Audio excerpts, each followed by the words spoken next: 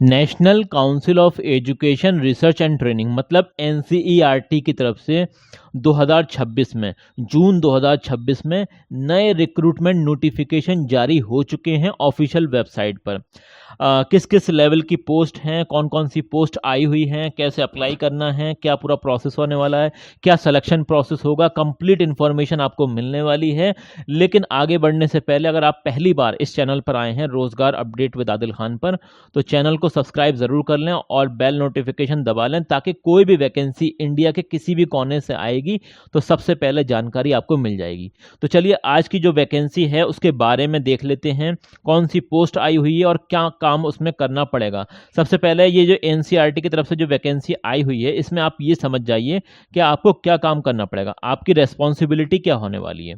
तो देखिए सबसे पहले आप यहाँ पर ये पढ़ सकते हैं, national council of education research and training मतलब एनसीईआरटी की तरफ से जूनियर प्रोजेक्ट फेलोशिप, ये पोस्ट का नाम है। काम क्या करना पड़ेगा, देखिए आपको एक टॉपिक दिया गया है, जैसे ये है, study of the implementation of Integrated Teacher Education Programme ITEP with respect to the National Education Policy NEP 2020 recommendation. कहने का मतलब ये है कि 2020 में जो नेशनल एजुकेशन पॉलिसी आई थी और उसके तहत जो नया इंटीग्रेटेड प्रोग्राम स्टार्ट किया गया था 4 साल वाला बीएड, मतलब ग्रेजुएशन प्लस बीएड 4 साल में ही जो हो जाता है इंटीग्रेटेड प्रोग्राम, उसके ऊपर आपको रिपोर्ट वगैरह तैयार करनी है। तो उसमें पूरा आपकी रेस्पॉन्सिबिलिटी क्या होने वाली है, देखिए नंबर ऑफ वैकेंसी अच्छी खासी है इसमें, वो मैं आपको बाद में बताऊंगा। पहले आप ये समझ जाइए कि आपकी रेस्पॉन्सिबिलिटी क्या होने वाली है। अगर हम यहाँ पर रेस्पॉन्सिबिलिटी की ही बात करें तो देखिए, तो आपका काम सिर्फ किताब पढ़ना नहीं होगा, यह एक एजुकेशन रिसर्च प्रोजेक्ट होगा जिसमें field work, data collection, data analysis, report writing करनी पड़ सकती है। और करनी पड़ सकती है क्या है, करनी पड़ेगी आपको, ठीक है ना। आसान भाषा में समझिए कि प्रैक्टिकली आपको क्या क्या काम करना पड़ सकता है। देखिए इस प्रोजेक्ट में मुख्य काम क्या करने होंगे, तो सबसे पहले एनईपी 2020 और आईटीईपी को समझना। एनईपी 2020 क्या था ये आपको मैं जल्दी जल्दी बताता हूं। देखिए सबसे पहले आपको पॉलिसी डॉक्यूमेंट पढ़ने होंगे, जैसे एनईपी 2020 जो रिकमेंडेशन आया था नेशनल एजुकेशन पॉलिसी, उसके तहत बहुत सारी चीजें स्कूल लेवल पर चेंज की गई थी इंडिया में, तो वो सारी चीजें आपको पढ़नी पड़ेंगी। आईटीईपी करिकुलम फ्रेमवर्क को समझना पड़ेगा। एनसीटीई जो कि जितने भी बीएड के कॉलेजेस हैं, डिपार्टमेंट हैं, उन्हें रेगुलेट करती है बॉडी, उसे समझना पड़ेगा। टीचर एजुकेशन रिफॉर्म जितने भी आए हैं उन्हें समझना पड़ेगा, जैसे कि फॉर एग्जांपल जैसे 4 ईयर इंटीग्रेटेड बीएड स्ट्रक्चर को समझना पड़ेगा, मल्टी डिसिप्लिनरी एजुकेशन को समझना पड़ेगा, कॉम्पिटेंसी बेस्ड टीचिंग क्या होती है ये आपको मालूम होना चाहिए, एक्सपीरियंशियल लर्निंग क्या होती है ये आपको मालूम होना चाहिए। इसके अलावा देखिए कॉलेज यूनिवर्सिटी का आपको सर्वे भी करना पड़ सकता है, आपको उन इंस्टीट्यूशन का स्टडी करना पड़ सकता है जहां पर आईटीईपी शुरू हुआ है, मतलब जहां पर वो 4 साल वाला ग्रेजुएशन प्लस बीएड जो हो रहा है उनका आपको स्टडी करना पड़ सकता है। जैसे सेंट्रल यूनिवर्सिटी, स्टेट यूनिवर्सिटीज हैं, कई सारे रिसर्च इंस्टीट्यूट हैं, टीचर्स एजुकेशन कॉलेजेस हैं, वहां पर आपको सर्वे करना पड़ सकता है, ठीक है ना। आपको देखना होगा आईटीईपी वास्तव में कैसे लागू हो रहा है, टीचर्स ट्रेंड हैं या नहीं है ये आपको चेक करना पड़ेगा, इंफ्रास्ट्रक्चर कैसा है उस यूनिवर्सिटी कॉलेज का वो आपको देखना पड़ेगा, स्टूडेंट्स सेटिस्फाइड हैं या नहीं हैं, ये सारी चीज़ें आपको नोट डाउन करनी पड़ेंगी। डेटा कलेक्शन ये भी काम आपको करना पड़ेगा, ये रिसर्च का सबसे बड़ा हिस्सा होता है। जैसे कि क्वेश्चनर बनाना, आपको मतलब क्वेश्चन फ्रेमवर्क करते हैं वो सारी चीज़ें करनी पड़ेंगी, गूगल फॉर्म सर्वे कराते हैं लोग वो भी करना पड़ेगा, इंटरव्यू लेने पड़ सकते हैं आपको, क्लासरूम ऑब्जर्वेशन करने पड़ सकते हैं। इसी तरीके से किससे करेंगे आप, तो देखिए इसमें कौन कौन से लोग शामिल होंगे, टीचर्स स्टूडेंट्स के हो सकते हैं, फैकल्टी मेंबर, प्रिंसिपल, एडमिनिस्ट्रेटर, इन सब के हो सकते हैं। फील्ड विजिट भी आपको करनी पड़ेगी, कई बार आपको स्कूल और कॉलेजेस विजिट करने पड़ सकते हैं, जैसे कि क्लासेस ऑब्जर्व करना, टीचिंग मेथड्स देखना, इंटर्नशिप सिस्टम समझना, और इसी तरीके से एनईपी बेस्ड प्रैक्टिस चेक करना, ठीक है ना। जिस कॉलेज यूनिवर्सिटीज में प्रैक्टिस हो रही है तो वो किस लेवल पर हो रही है वो सारी चीजें चेक करना। और 5वें नंबर पर अगर हम बात करें तो डेटा को एनालाइज करना, डेटा को अब आपने इकट्ठा तो कर लिया डेटा, फिर उसे एनालाइज करना। एनालाइज किससे करेंगे, जैसे कि एक्सेल है, एमएस एक्सेल है, एसपीएसएस है, इसके अलावा आर प्रोग्रामिंग है, ये बेसिक चीजें आपसे आनी चाहिए, ठीक है ना। बेसिक स्टैटिस्टिक्स आपसे आनी चाहिए, चार्ट्स और टेबल आपको इसकी नॉलेज होनी चाहिए, ठीक है ना, जैसे कि कितने कॉलेज एनईपी रिकमेंडेशन फॉलो कर रहे हैं, ये आपको चेक करना पड़ेगा। इम्प्लीमेंटेशन में प्रॉब्लम क्या आ रही है, ये आपको चेक करना पड़ेगा। अर्बन वर्सेस रूरल रूरल जो डिफरेंस आया हुआ है उसे चेक करना पड़ेगा। टीचर्स की प्रिपेयर्डनेस लेवल क्या है, ये सारी चीज़ें आपको चेक करनी पड़ेंगी। इसके अलावा क्या है, देखिए वो भी हम समझते हैं का यूज़ हो सकता है। इन सारे देखिए ये सारी चीज़ें हैं जो कि आप कह सकते हैं एक तरह से टूल्स के तौर पर आप इस्तेमाल करेंगे। एनसीईआरटी की कई जेपीएफ प्रोजेक्ट में डेटा एनालिसिस और रिपोर्ट प्रिपरेशन इंपॉर्टेंट रेस्पॉन्सिबिलिटी होती हैं। रिपोर्ट राइटिंग आपको करनी पड़ेगी। देखिए लिटरेचर रिव्यू हो गया, फाइंडिंग्स हो गया, कंक्लूजन, रिकमेंडेशन, ये आपको पता होगा। जो भी लोग रिसर्च करते हैं उन्हें मालूम होती हैं ये सारी चीज़ें, बेसिक बेसिक हैं। मतलब आईटीईपी को और बेहतर कैसे लागू किया जा सकता है, इस पर आपको काम करना पड़ेगा। रिसोर्स मटेरियल बनाना, जैसे कि ट्रेनिंग मॉड्यूल सेट करना, टीचिंग मटेरियल आपको सेट करना, ये सारी चीज़ें हैं। पॉलिसी ब्रीफ देना, प्रेजेंटेशन करना भी बनाए जा सकते हैं, ठीक है ना। इसके अलावा देखिए मीटिंग और वर्कशॉप वाले भी काम होते हैं, जैसे सेमिनार अटेंड कराने, प्रेजेंटेशन देने, फैकल्टी डिस्कशन में पार्टिसिपेट करना, ठीक है ना, ये सारे हैं। इसी तरीके से प्रैक्टिकल एग्जाम्पल के फॉर एग्जांपल ये समझना ज़रूरी नहीं है। चलिए अब इसका जो ऑफिशियल नोटिफिकेशन है उस पर आ जाते हैं।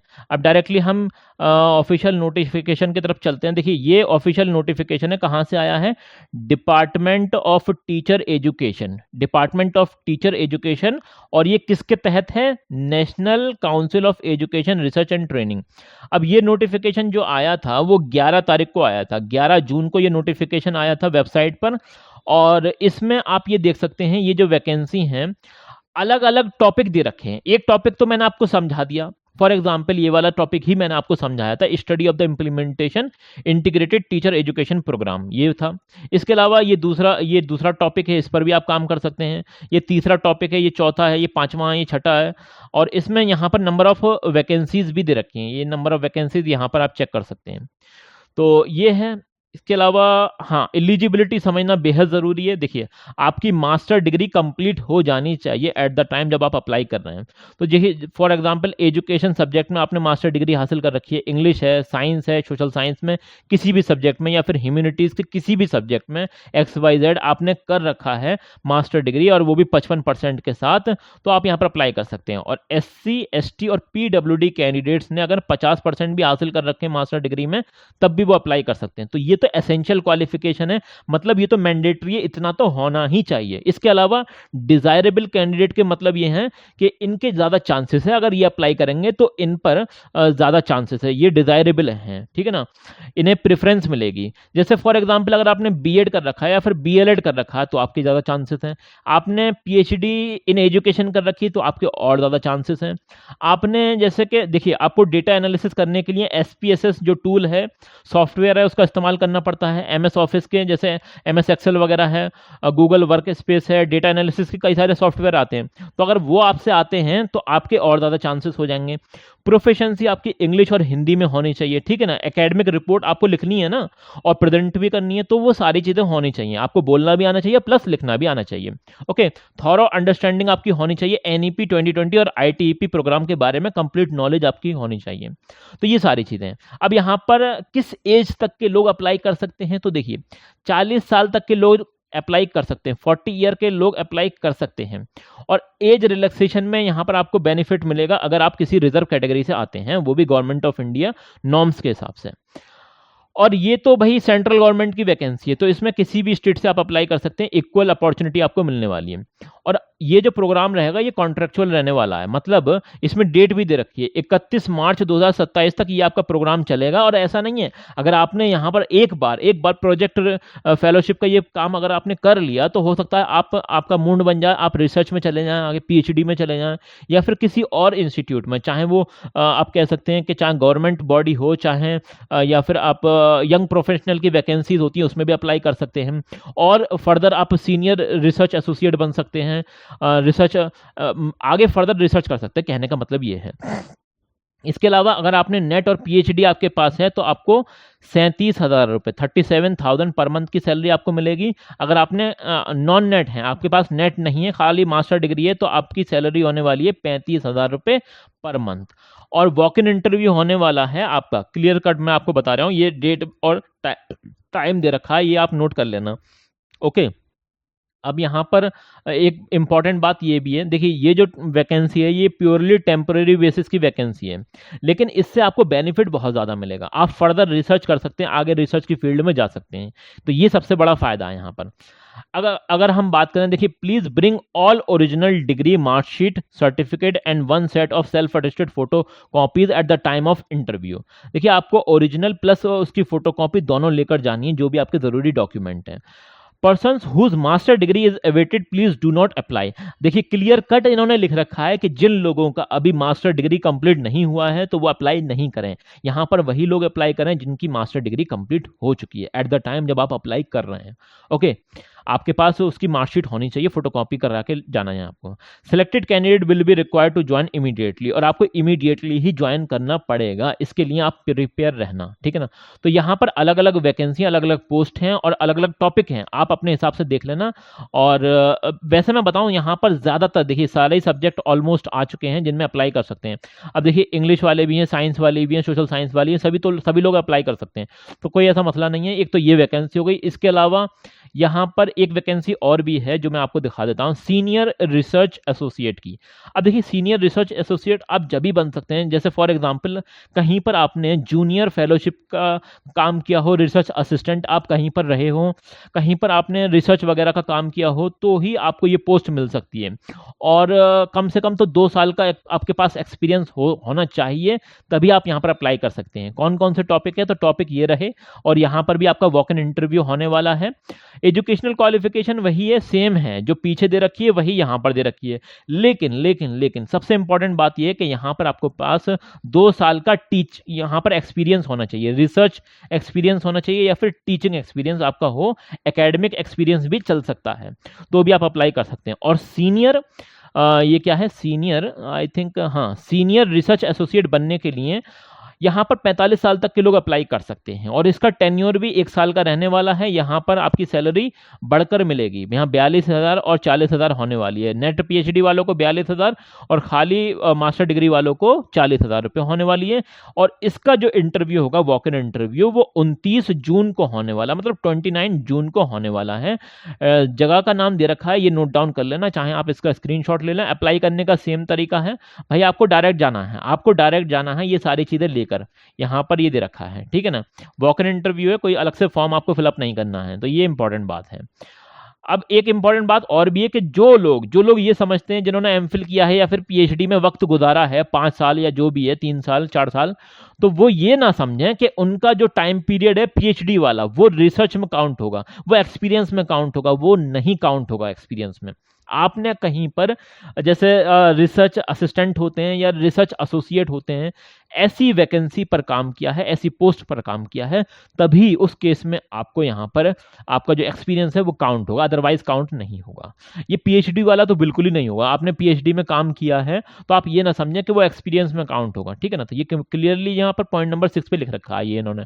और इसी तरीके से एक इनका नोटिफिकेशन और भी है, ये वाला नोटिफिकेशन, ये भी मैं आपको दिखा देता हूँ। तो देखिए ये देख सकते हैं आप, पूरा का पूरा नोटिफिकेशन है। यहाँ पर इसका ये डेट देख सकते हैं, और ये कहाँ से आई हुई है ये भी चेक कर सकते हैं, ये है, ठीक है ना। अभी यहाँ पर यहाँ पर भी आप देख सकते हैं, देखिए कौन कौन सी वैकेंसी है। सीनियर रिसर्च एसोसिएट की वैकेंसी है। अब मैं पहले ही आपको बता रहा हूँ, जैसे पीछे आपने देखी थी यहाँ पर एजुकेशनल क्वालिफिकेशन और एक्सपीरियंस की रिक्वायरमेंट, वही सेम इस वाले में भी है, वही सेम है, बिल्कुल अलग नहीं है। लेकिन यहाँ पर एक चीज़ अलग दे रखी है कि यहाँ पर 17 जून को आपको जाना है। आपका जो इंटरव्यू होने वाला है, वॉक इन इंटरव्यू, तो आज 15 जून है, तो 17 जून को आपको जाना है। 2 दिन का टाइम है। और जाना कहाँ पर है, तो भाई ये दिल्ली में जाना है, ये एक जगह का नाम दे रखा है, ठीक है ना। ये नोट डाउन कर लेना, चाहे तो आप इसका स्क्रीनशॉट ले सकते हैं। अभी इसमें मैंने पहले ही आपको बता दिया, देखिए काम क्या करना पड़ता है, कुछ नहीं है। देखिए ये यहाँ पर अलग अलग इनके प्रोजेक्ट चलते रहते हैं एनसीईआरटी के, तो उस पर आपको वर्क करना पड़ेगा, रिपोर्ट तैयार करनी पड़ेगी, डेटा को एनालिसिस करना पड़ेगा, सर्वे भी करना पड़ेगा, प्रेजेंटेशन करने पड़ेंगे, रिपोर्ट राइटिंग करनी पड़ेंगी, यही सारे काम होते हैं। अभी इसमें अगर हम बात करें जूनियर प्रोजेक्ट फेलोशिप, तो इसका पहले भी मैं आपको बता चुका हूँ क्या क्या चीज़ें इसमें रिक्वायरमेंट होती हैं, क्या एसेंशियल क्वालिफिकेशन एप्लीकेशन होती हैं, वही सारी चीज़ें यहाँ पर भी होने वाली है, थोड़ी सी अलग है इस वाली वैकेंसी में। जैसे कि सब्जेक्ट है, आपने पीजी कर रखा हो पॉपुलेशन स्टडीज़ में, साइकोलॉजी में, सोशल वर्क में, ह्यूमन डेवलपमेंट में, एजुकेशन में, रिप्रोडक्टिव हेल्थ में, जेंडर में, सोशल साइंस में। सोशल साइंस के तो बहुत सारे सब्जेक्ट है, तो किसी भी सब्जेक्ट में अगर आपने कर रखा है तब भी आप यहाँ पर अप्लाई कर सकते हैं इस वाली पोस्ट पर भी। और यहाँ पर आपका जो प्रोजेक्ट होगा उसका टाइटल आप पढ़ सकते हैं, national project progress review PPR, workshop of national population education project NPEP, ठीक है ना। और इसमें भी बेसिकली आपको देखिए नॉलेज तो होनी चाहिए, कंप्यूटर की नॉलेज होनी चाहिए, MS ऑफिस आपसे आना चाहिए, डेटा को प्रोसेस करना आपसे आना चाहिए, डेटा को प्रोसेस करना आपसे आना चाहिए। इसके अलावा कई सारी चीज़ें हैं, ठीक है।